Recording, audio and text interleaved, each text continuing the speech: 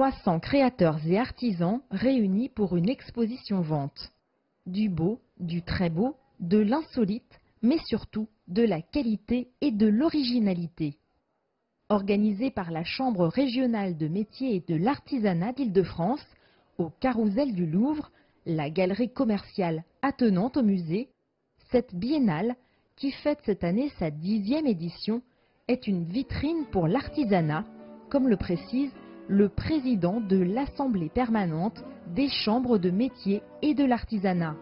Mais je crois qu'aujourd'hui, les métiers d'art, c'est une vraie vitrine pour l'artisanat. D'une, aujourd'hui, nous avons besoin de personnel qualifié, nous avons besoin d'apprentis. Et les métiers d'art, c'est l'excellence, c'est ce que l'artisanat recherche au quotidien. Donc nous mettons en avant, nous mettons sur scène, nous mettons en lumière tous les gens qui se sont formés.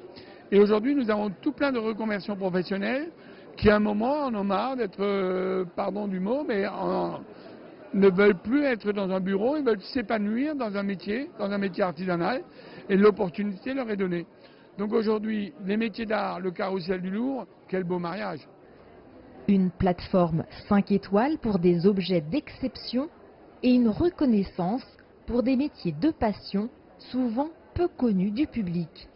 Venue d'Ardèche, en tant que représentante de l'Union nationale artisanale de la couture, Rachel Magnard a sorti le grand jeu avec ses robes féeriques créées sur mesure.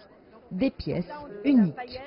On s'est fait attendre, ça va demander des heures, c'est des nuits, c'est quand même aussi un peu stressant parce que inconnu, très très grand. Voilà, on a l'habitude de faire nos défilés, nos propres défilés dans des endroits qu'on connaît.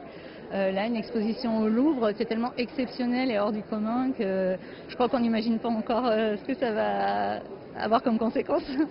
Avec un focus cette année sur le Portugal, ce sont d'autres techniques qui s'exposent et viennent enrichir et répondre à celles des créateurs français. C'est en tout cas l'avis de Marita Moreno, sculptrice et dessinatrice venue de la région de Porto, accompagnée d'Eduarda, qui tisse selon les motifs traditionnels du repasso.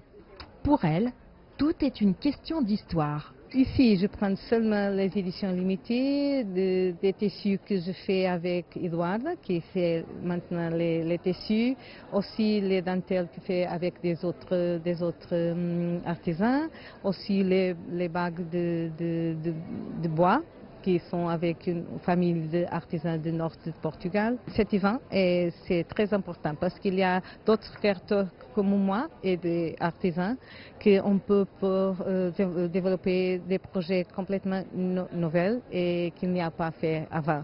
Cet événement qui met à l'honneur les artisans venus de toute la France et aussi cette année du Portugal ouvre une fenêtre sur des objets plus rares et personnalisés. À quelques jours des fêtes de Noël, il constitue une alternative aux boutiques standardisées de nos centres-villes.